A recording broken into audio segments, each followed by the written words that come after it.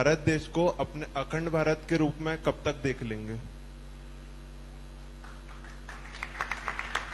देखिए, कब तक मैं नहीं बता सकता ना, वो ग्रह ज्योतिष वगैरह देखना पड़ेगा मुझे, उसका मैं जानवरों का डॉक्टर हूं। लेकिन यह बताता हूं कि आप अगर उसको करने जाएंगे तो आपके बूढ़े होने के पहले से आपको दिखेगा, क्योंकि अब परिस्थितियां ऐसी करवट ले रही। जो भारत से अलग हुए उनको लगता है कि वो गलती हो गई, हमको फिर से भारत होना चाहिए। लेकिन वो मानते हैं कि भारत होना यानी नक्शे की रेखाएं पोंछ डालना, ऐसा नहीं है। केवल उससे नहीं होगा। भारत होना यानी भारत के स्वभाव को स्वीकार करना। वो स्वभाव मंजूर नहीं था, इसलिए भारत का विखंडन हुआ है। वो स्वभाव जब आ जाएगा तब कुछ बदलना नहीं पड़ेगा, सारा भारत एक हो जाएगा।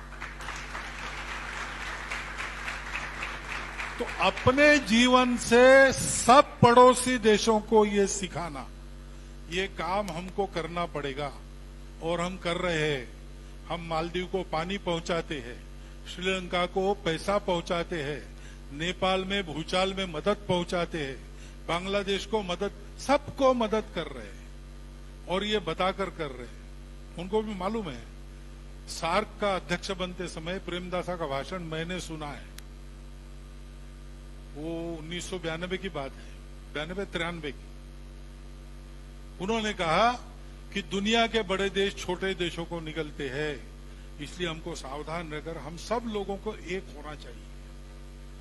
और दक्षिण एशियाई देशों को ये कोई कठिन काम नहीं है, क्योंकि आज हम दुनिया में अलग अलग देश जाने जाते हैं, लेकिन वास्तव में हम एक ही भारतीय मुख्य भूमि के अंग है। I am quoting him, he spoke in English. मैं हिंदी में आपको भाषांतर, अक्षरशः भाषांतर बता। हम एक ही मुख्य भारत भूमि के अंग रहे हैं, ये उन्होंने कहा है। तो ये अंगांगी भाव उत्पन्न हो जाए।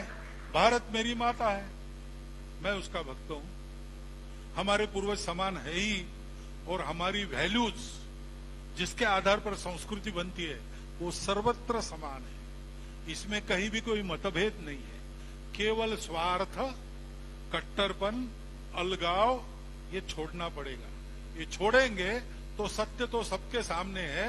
आंखें हमने मूंद ली है, हम आंखें खोलेंगे सबको पता चलेगा। आंखें खोलने के लिए प्रेम से आवाज देना, सेवा करना, ये करना पड़ेगा। वो हम करेंगे तो ये मैंने जैसा बताया, आपके बूढ़े रिटायर होने के पहले आपको दिख जाएगा। देखिए, कोई माहौल गरमाने गया है।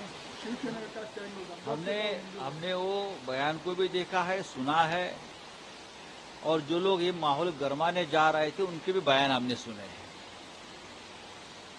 मारन साहब, दयानिधि स्टालिन साहब जो है मंत्री है, और उनका बयान का कोई समर्थन नहीं करेगा। इस प्रकार के जो बयान है उससे बचना चाहिए। हम इंडिया के घटक दल है सब। ये आपकी राय हो सकती है, ये डीएमके की राय हो सकती है, द्रविड़ संस्कृति की राय हो सकती है, लेकिन इस देश में लगभग 90 करोड़ हिंदू रहते हैं, उनकी आस्था है।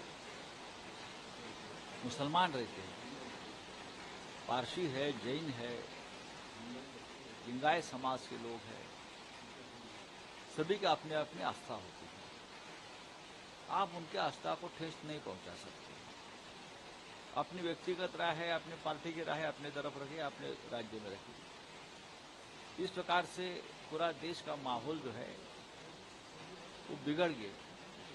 भारतीय जनता पार्टी के हाथ में कोई ऐसा हथियार न लगे जिसकी वजह से हमारे पर हमले करते रहे।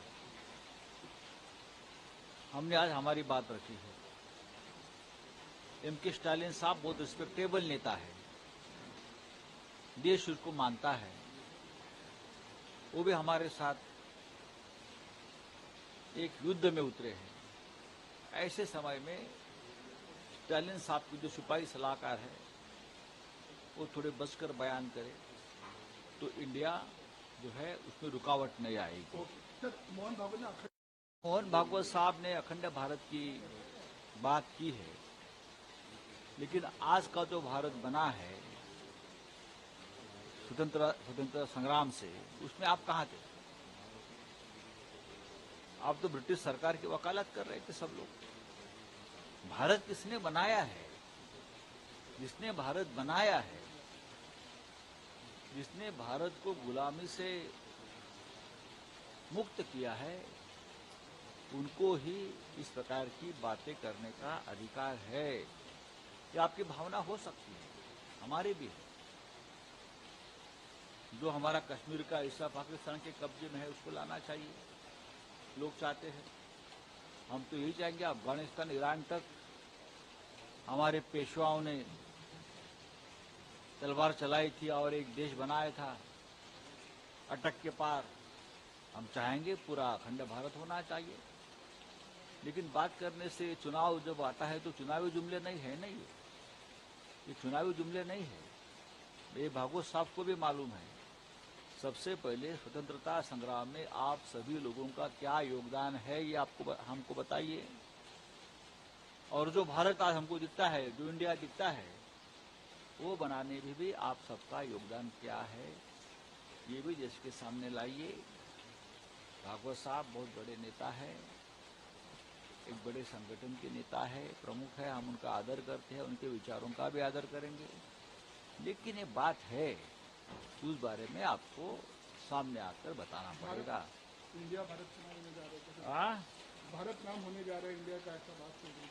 होने दो ना, भारत तो भारत ही है, उसमें नई बात क्या है? हम तो यहाँ भारत ही पुकारते हैं ना।